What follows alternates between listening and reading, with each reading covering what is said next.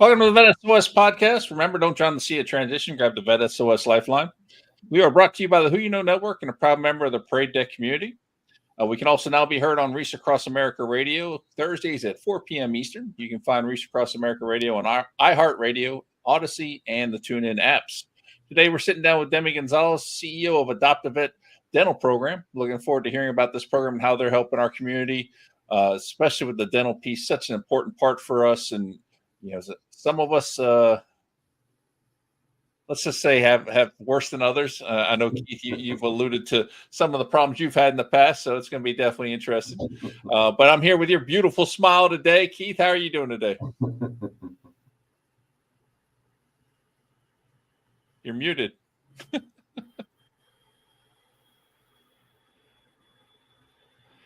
You're muted, man.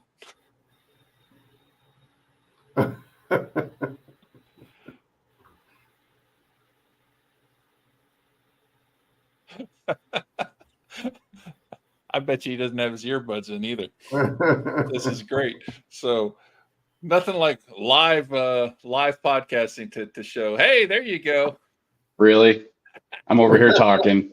And I kept saying you're muted and you didn't hear me. I was too busy talking. I can't hear you over my own head. Wow, that was bad. So yeah, it's great to be here now that you can all hear me. So yeah, like Sean said, gotta love live podcasting. But yeah, as I was quipping, you're looking at about $14,000 worth of dental work, and so yeah, it's good to be here, and hopefully this doesn't bring up too much PTSD for me. Nice.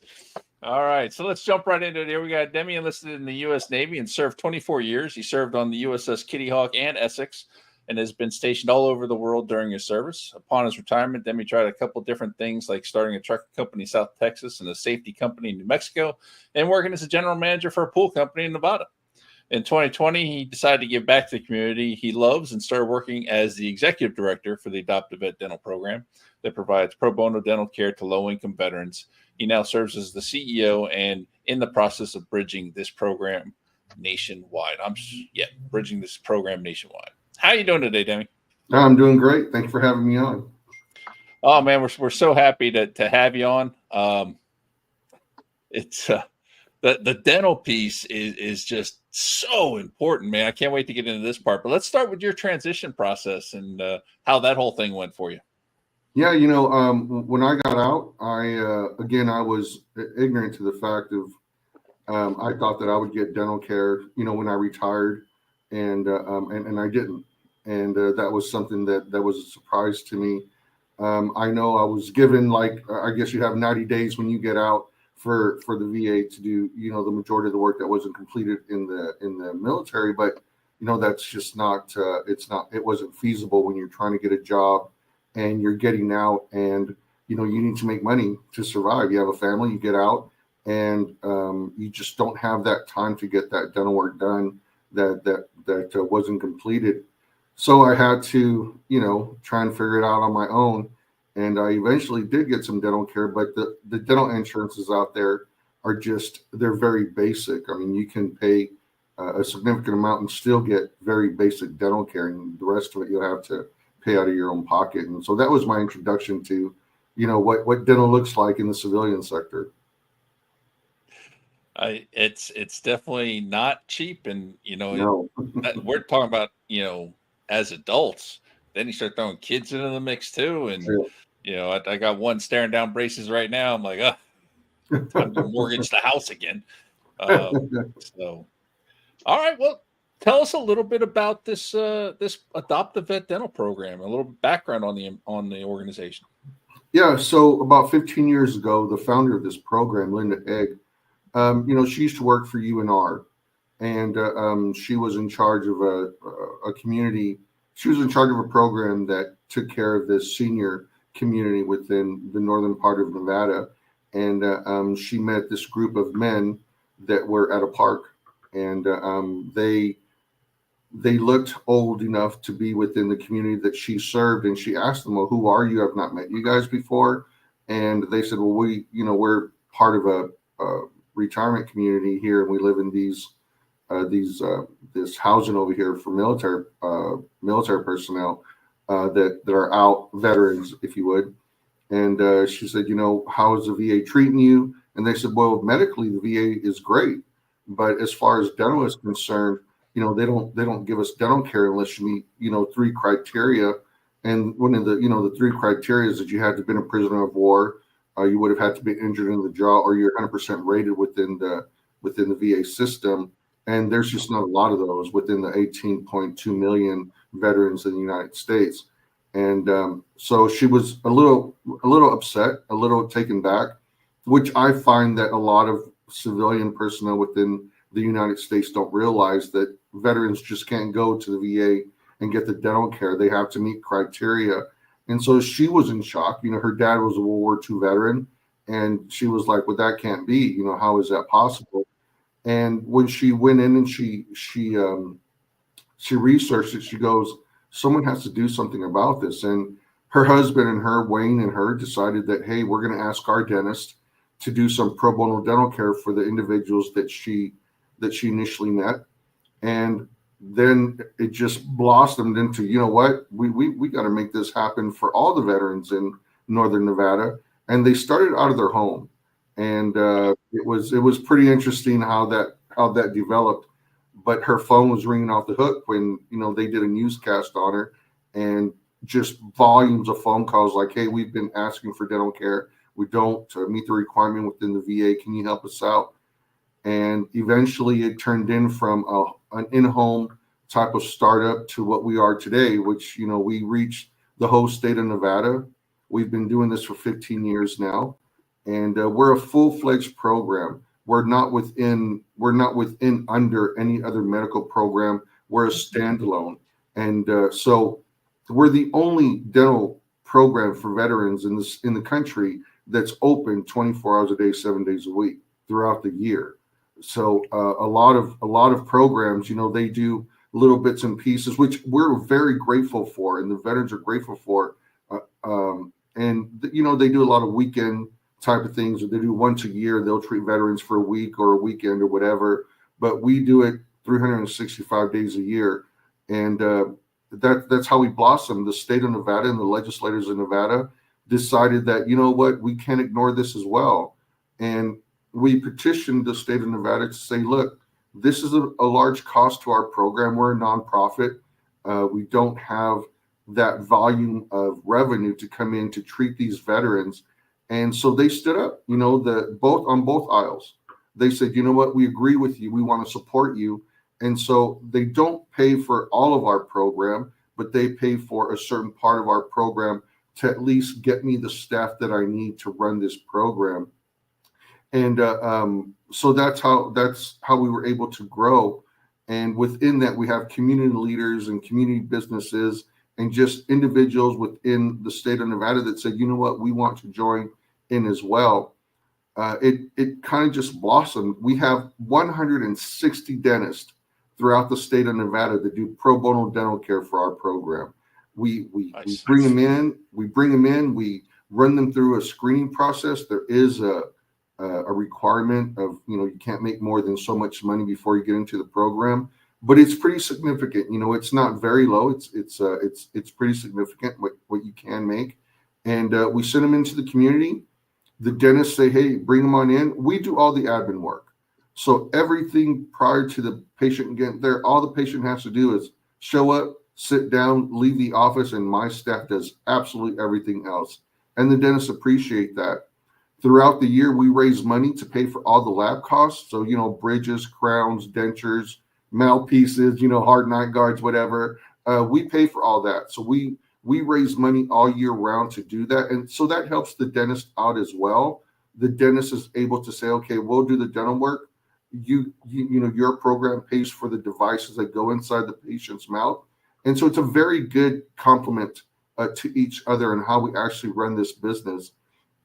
And but yeah, that's how we go about doing it. We have fundraisers throughout the year, but we also have the state that has just been such a great asset to our program. We're not a government program. We will never be a government program. We're always going to be a nonprofit. We're always going to be in the public sector. I think that it really is important for as a community for us to stay as a nonprofit and not a government program. Yeah, we are excited. This year, after 15 years, we started our own build out of our own dental clinic. This dental clinic that will be done in January of 2025, just a couple of months from now, will be the first dental clinic in the nation that will be strictly for veterans. And Wow. this clinic will do absolutely everything from dentures, implants, Wow. fillings, whatever. If a veteran cannot afford dental care and it's beyond their cost, or if they've reached the limit of what their insurance will pay for and they have no other means to do it, they can come into our clinic and actually receive the rest of the dental work that is needed. This is millions of dollars of care that we've done so far. To date, we've done about $10 million worth of free dental care for veterans in our state. Oh yeah. When I go around the state, when I go around the country, and I have traveled to different parts of the country, and I've told them about what we do, they kind of go back and go like, "How are you doing that?" And I tell them, your legislators have to understand what you're going through to begin with, and then to be able to put out the word and go to the dentist and go like, "Look, can you do one patient a year?" That's all we're asking for. There's 4,000 dentists in Southern Nevada, and there's quite a few in Northern Nevada, and we just ask them, just do one. But every single dentist that has decided to partner with our program, after they do the first one and they hear the stories of, we still get World War II veterans in our program that knock on our door and go like, "Hey, Awesome. I'm a World War II veteran. I need help. I don't have any teeth. I need to eat." We've got Korean veterans, Vietnam veterans, we've got Desert Storm veterans, and now Afghanistan veterans that come and knock on our door and say, "Hey, I need help." And it's really promising. Once these dentists hear these stories, they're like, "There's no way, send me another one." And I mean, we have dentists that continue like, "Okay, bring another one, bring another one." We do have dentists that do the one that we ask, but even just doing one is just amazing when you think that we get what they would charge in the outside for the ones that do the dental care. Most of our patients get, 10, 15, 20, 30, some $50,000 worth of free dental care from these dentists. And they just continue to go on and give. So it's been a great relationship. And so what we did, my staff and I will tell you, I don't take any credit for this. I have a great staff. I have 7 or 8 of the greatest staff members I've ever worked for in my entire career, whether I was in the military or not. These staff members, from my executive director to our outreach person, they just are infused in what we're doing, and they give everything they can to make sure that this program succeeds. And 4 years ago, we said we want to make this a national program. And this new building that we're building out will have a training center in it. And so what we're asking for is for other states to bring 3 people from their state to train with us for 2 weeks. We will show them how to actually put this type of program together, how to bring the right board together, how to raise money correctly, how to get your state legislature involved so that they can do the same thing that we did. We did this for the last 4 years so that they can emulate it in a way that it's a turnkey type of program. They come in here, they do our training, they go back to their state. We will support them in the growth of their program. We want an adoptive vet in every single state. We've proven for the last 15 years that this program works. We've proven that if your legislators support you just a little bit, that it can cure the cost of overhead and get you in a place where you can make sure that your staff members continue to get paid. Unfortunately, for our type of program, we just can't bring someone off the street and train them and give them a little bit of training to help us out. Most of our staff are 25 years as dental assistants, hygienists, dentists, and they have families to feed. And even though this is a nonprofit, we do have a lot of people that volunteer to help us out on outreach and things like that, but our actual technical needs have to be paid, paid positions. And so the state legislature said, we agree with you. And the governor put us in his budget, which is unheard of. When I tell people that across the United States, wait a moment, your governor put you in his budget? And I said, absolutely, because they refuse to accept the fact that there are billions of dollars going towards other interests instead of the veterans that fought for this country. And they agree with that. And so we're wanting to spread that. But this is going to be a state-of-the-art complex. This is not going to be somewhere where we're used to seeing these type of programs in kind of secondhand stores, if you would. This dental clinic is a state-of-the-art dental clinic. We have a milling machine there's only 7 of the milling machines we're getting that are in this country right now. We've already ordered the milling machine. This technology is state-of-the-art. I mean, where's it going to be located? So it's going to be located in Reno, and eventually we'll get one in Las Vegas. But we want to create this training facility so that we can bring other people from other states. We constantly get calls from Florida, Texas, Arizona. We get calls from all over the United States asking, "Hey, can you help me out?" And unfortunately, right now, we will help them out and get them in contact with the dentist that would do pro bono dental care in this state. But we're in the state of Nevada. And so we're asking for individuals in their state to come train in our facility. We have an actual state-of-the-art training facility in this dental clinic that will house them for 2 weeks and get them going. Yeah, it's pretty remarkable. My staff has been working on this for 4 years. With that, the way you're trying to do it is, are you like trying to create chapters, or do you want them to be completely independent when they go back to their states? So we already have a program that works. So it's just like a franchise, right? Okay. So we will have everything that they need. We have the protocol, how to get your dental clinic or how to work with dentists, how to get your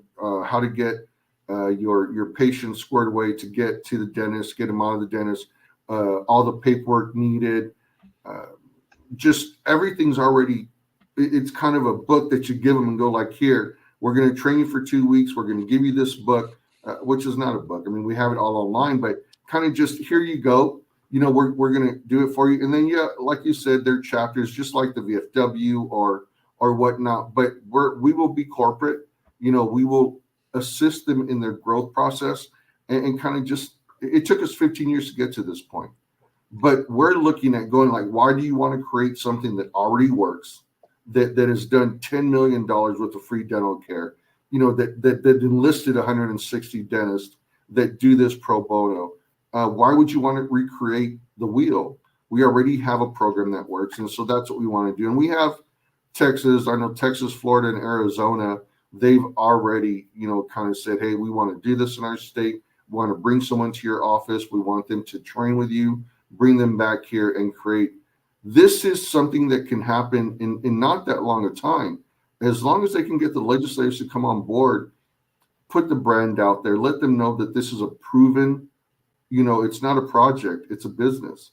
It's a proven business that can work. Yes, we're a nonprofit, but we run it like a for-profit. I mean, it's meant to survive in the vitality of the community and the financial structure in the United States right now.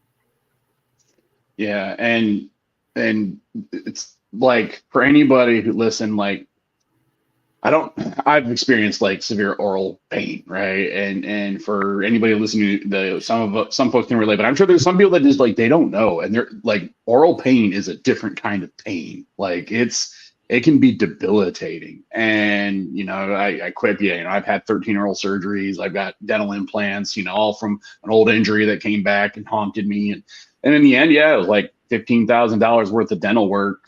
Uncle Sam paid for it. But all that to say, just the services that you all are providing for our veterans, because again, that oral pain is a different kind of pain. And so, the fact that these veterans can get the services they need to make it like it's literally a quality of life factor for these folks. And I'm definitely picking up the passion for you in this program. Like, not only is this like a job for all intents and purposes for you, but this is like you're passionate about this. Can we tap into that? Like, where is this passion coming from? Why is this program so personal for you? You know, my brother and I were stationed in Afghanistan together.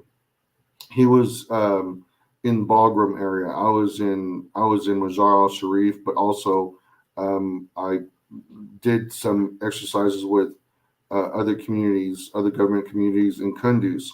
And while I was in Kunduz on a mission up in that area, I came back to Mazar al-Sharif, and I always looked in of who the fatalities were, you know, in Afghanistan was out there just to send my, hey, I feel for you. You know, I'm a corpsman, you know, and I always want to just let people know, hey, I don't know you, but you're a fellow service member or a family member. We're sorry this happened to you. It just so happened when I came back after that last mission, it was my brother that I found out had been killed by an IED.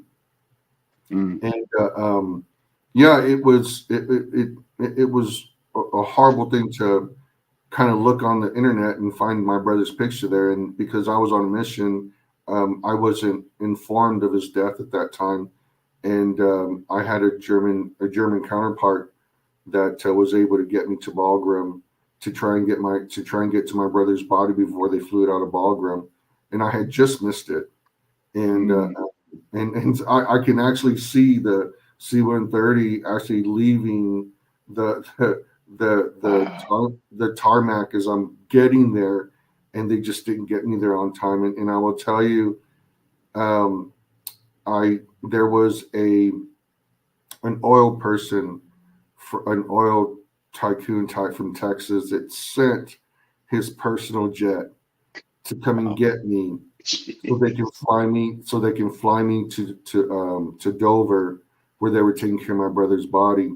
And yeah, I got to Dover as soon as my brother's body was getting there, you know, and I was able to fly my brother's body back to El Paso at Fort Bliss, and we buried him at Fort Bliss Cemetery, the military cemetery there. And then I went back to Afghanistan, and I lost two officers as well in my unit, and it's personal to me because I think it's just not enough for people. When things like this happen, it always can happen. And when service members, it doesn't matter where you're at, Army, Navy, Air Force, Marine Corps, Coast Guard, it doesn't matter where you're at. There's always a possibility that your life can be taken. And for me, it's personal because my brother gave that ultimate sacrifice. And, you know, I did have a trucking company, I did have a safety company, but none of it just wasn't fulfilling to me. And I said, there's got to be something that I can do to let people know, you know, the sacrifice could have been anybody, not just my brother, but it could have been anybody. And even if you came back alive, you were still willing to give your life. You signed a piece of paper that said, hey, I'm willing to give my life. And most of the time, when you go to boot camps and you see all these young men and women that are going through boot camp, these are 17, 18, 19, 20-year-olds that are going through there. I mean, there are older ones that go in, but the majority of them are younger. They give the military the best years of their life, and the military will take whatever they can from these young men and women. And when and the military is saying, the country is saying, hey, help us out, come in and serve, and they do their service and get out. But when these veterans go and ask the government, hey, we offered our help, now can you help me out? And the government tells them, oh no, you have to meet 3 criteria in order to get that dental care. And I will tell you, I've been in situations where I've seen people with the most horrific injuries, and I've seen them walk around with those injuries and just be like, okay, I can make it.